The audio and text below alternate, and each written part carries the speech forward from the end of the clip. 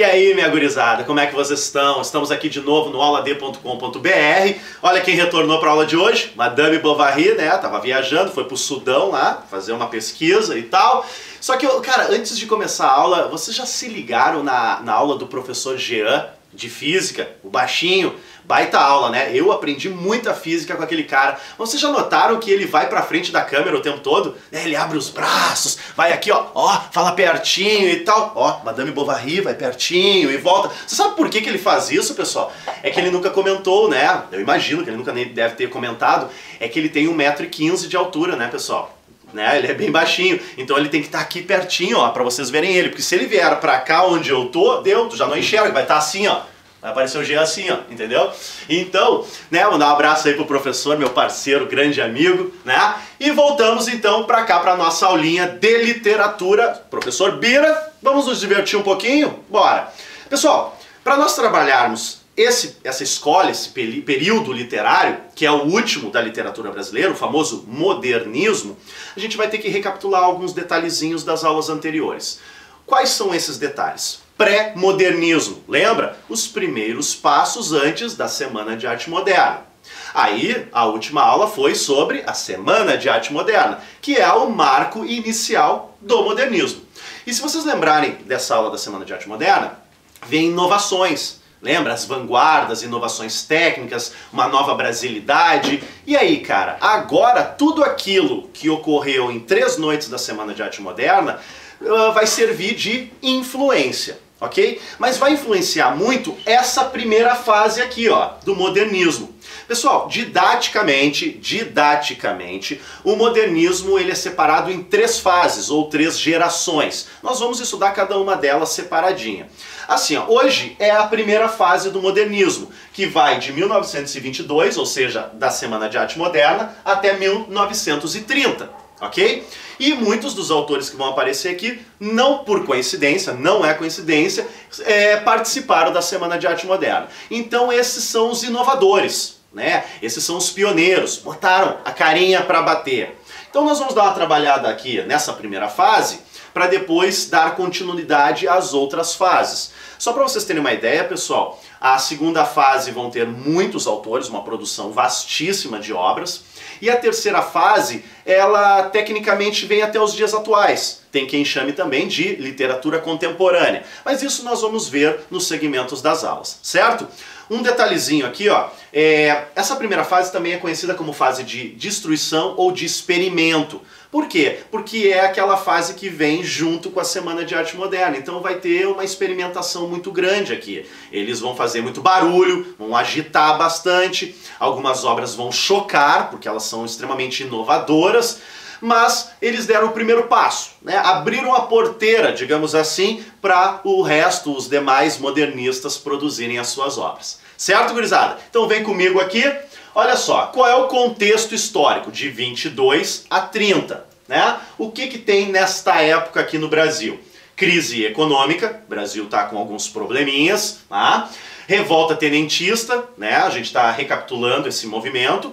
Fundação do Partido Comunista no Brasil, importante, né? Vai influenciar aqui, de certa forma. São Paulo como centro econômico-cultural, a gente sabe, a Semana de Arte Moderna ocorreu em São Paulo, com aquela burguesia, né? E, obviamente, a principal característica ou influência, a Semana de Arte Moderna. Ela vai estar inserida aqui nesse contexto e no dia a dia, digamos assim, dos autores, ok? Vai influenciar mesmo e muito, certo? Olha só, quais são as características? Notem que são características meio de rebeldia, digamos assim. Ah, olha só, experimentalismo, né? Então vai ter misturas de gêneros, o vocabulário, vai ter conflitos e tal, vão aparecer nas obras. Pesquisa estética, que já era uma característica lá, lembra que o Mário de Andrade falou sobre a pesquisa estética, que era uma das consequências da Semana de Arte Moderna. Rompimento do acadêmico, também, né? Anti-academicismo, lembra? Né? Rompimento com as estruturas do passado, então vamos criar uma nova literatura, uma nova arte brasileira, né? Busca do original, mostrar a realidade, do polêmico, ou seja, esses caras vão fazer barulho mesmo, sabe? O Oswald de Andrade é aquele cara que tira a roupa e corre pelado, né? Liga um daqueles fogos de artifícios e faz barulho mesmo, tá? Olha aqui, ó, outras características importantes. Vamos aqui, olha só, busca de uma língua brasileira, ou seja, agora o linguajar brasileiro vai ser estudado, vai ser analisado, né? Então vamos lá, vamos atrás de uma língua brasileira, algo que realmente nos represente, certo? Nacionalismo, lembra que eu falei lá na Semana de Arte Moderna? Mostrar o Brasil verdadeiramente como ele é. Então, crítico e ufanista. Então, criar perspectivas, mostrar a realidade, né? Criar, sei lá, digamos assim, ver um futuro promissor à frente, mas sem esquecer de criticar. Né? Temos problemas sociais, problemas políticos, problemas econômicos, em especial os sociais, vão ser mostrados aqui na produção artística, né, do modernismo. Certo, pessoal? Paródia, humor, né? Não pulei aqui liberdade formal por acaso, falo no finalzinho. O cotidiano vai aparecer, o nosso dia a dia, então vai ter poesia num lencinho de papel, num acordar, numa pasta de dente, vai aparecer o cotidiano. E muito do espaço urbano, pessoal, né? O nosso cotidiano, onde nós vivemos. Isso não quer dizer que o rural vai sumir, mas nesse primeiro momento, aqui na primeira fase, a visualização é São Paulo. Aquela correria, movimento, aquela engrenagem, aquela coisa futurista, lembra? Vanguardas europeias, né? E liberdade formal, retornando para cá, é não seguir mais os padrões, pessoal, aquela etiqueta, as normas clássicas. Então, não ao acadêmico, lembra? É quebrar com essas estruturas. Então, novas estruturas serão criadas. Algumas muito interessantes, algumas malucas, algumas deram certo e serviram de influência, outras não deram muito certo e acabaram sendo criadas, viraram vanguarda ali naquele momento e acabou entrando em desuso. Certo, pessoal? Então, quem são as figuras importantes dessa primeira fase? Nós temos algumas, como eu disse, a maioria deles participaram da Semana de Arte Moderna. Mas eu vou me prender em duas figuras importantes. Por acaso o sobrenome deles é Andrade, mas eles não têm nenhum parentesco, tá, pessoal? É só coincidência de nome mesmo. Oswald de Andrade, nota a cara de tarado que tem esse cara. Esse cara era quem? O agitador cultural, pessoal. O que fazia barulho, o que cuspia, o que berrava, o cara que mais experimentou. Ele criou muita coisa diferente. Ele fez barulho mesmo, tá? Polêmico, criava situações, provocava muita gente. Vamos criar uma nova arte e bora, vamos ver no que dá, né? Vamos ver essa consequência. Nacionalista, muito nacionalista, né? Esse apego à região, à geografia brasileira.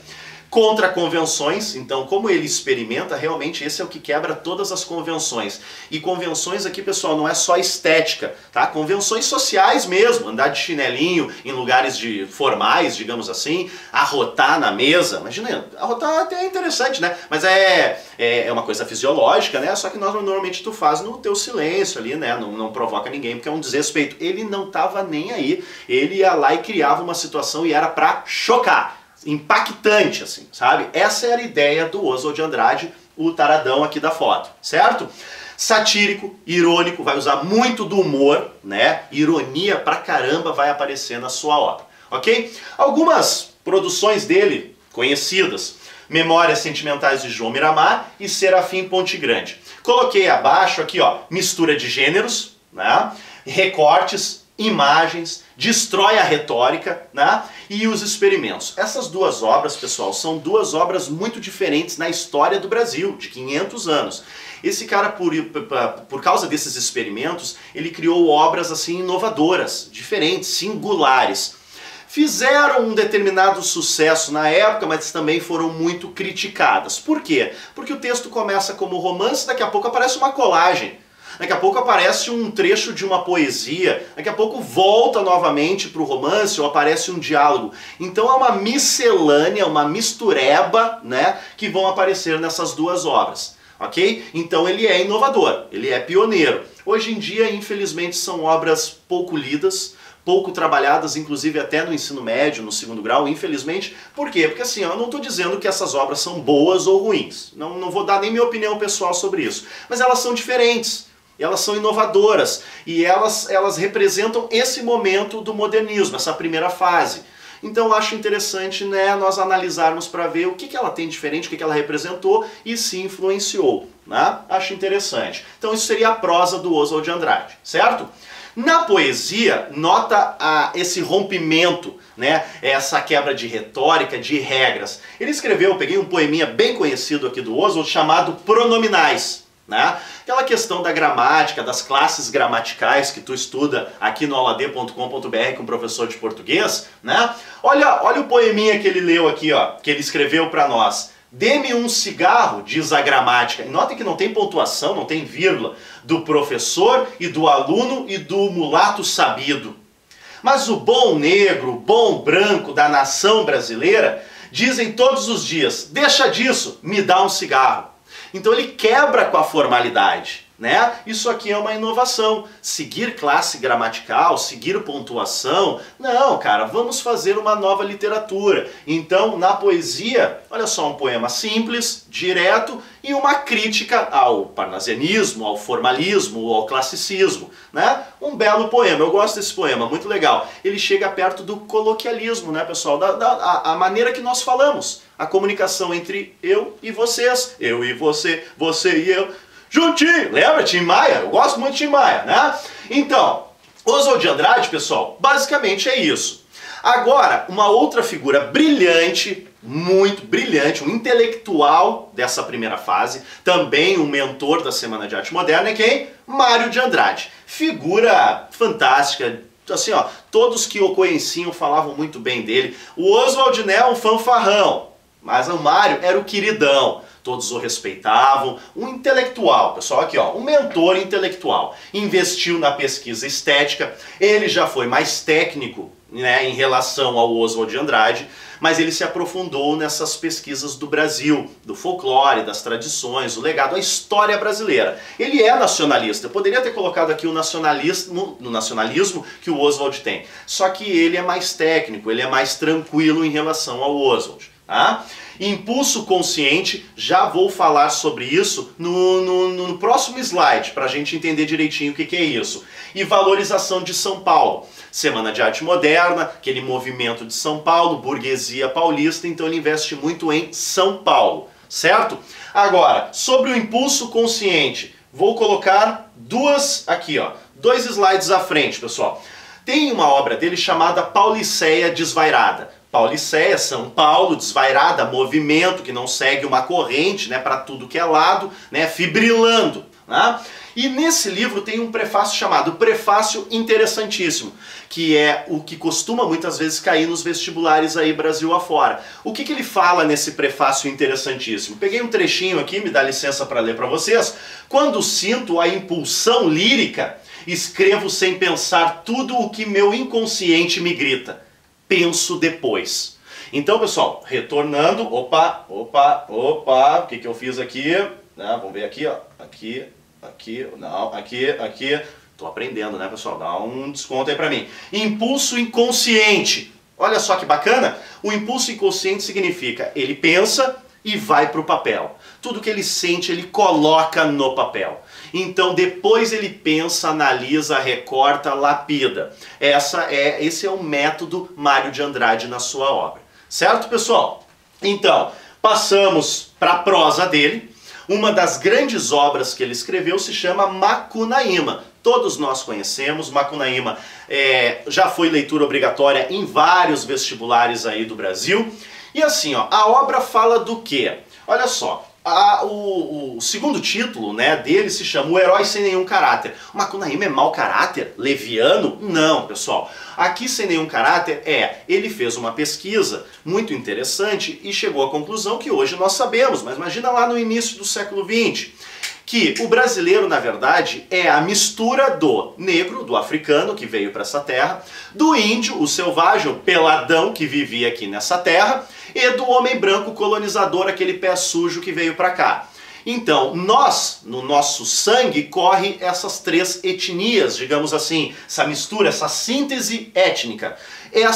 Esse é o brasileiro, essa é a formação do brasileiro. Então, o Macunaíma é o nosso anti-herói. Por que ele não é um herói? Porque ele representa o Brasil. E o Brasil, o brasileiro, tem qualidades, muitas qualidades, mas também tem os seus defeitinhos. E ele vai mostrar na obra Macunaíma ambos. Ele não vai esconder nada. Trabalhador, honesto, né, família, mas também vai mostrar que é um pouquinho preguiçoso, gosta de um nheco-nheco, né, sabe? Tá, né? Tá ligado? Enfim, então, o Macunaíma é uma síntese da formação, né, da raiz do brasileiro. Isso mostra o aprofundamento, né, a pesquisa que o Mário de Andrade fez sobre o nosso querido Brasil. Certo, pessoal? Então, basicamente, o Oswald de Andrade e o Mário de Andrade são as figuras principais dessa primeira fase. Mas nós temos também, deixa eu passar aqui, ó, outros autores, né, tão importantes quanto, e que também, aqui o Raul Bopp, por exemplo, né, participaram da Semana de Arte Moderna. Então só dar uma passadinha pra gente, não vamos ser preguiçosos, né, pessoal? Nós temos que pelo menos dar uma olhadinha quem são esses autores. Raul Bopp escreveu Cobra Norato, né? Nós temos o Cassiano Ricardo, escreveu Vamos Caçar Papagaios. O Plínio Salgado, com um livro muito bacana chamado O Estrangeiro. Não esqueça, né, pessoal, a migração que estava vindo para o Brasil, né, assim, ó, numa quantidade enorme. E o Antônio de Alcântara Machado com Brás, Bexiga e Barra Funda, que já virou até seriado, filme, né? São outros autores importantes dessa primeira fase. Mas aqueles, os principais, o foco de vocês lá para o vestibular, tem que ser o Oswald de Andrade e o Mário de Andrade. Certo, pessoal? Foi mais uma aulinha de literatura aqui no auladê.com.br. Eu sou o professor Bira. Até a próxima. Tchau!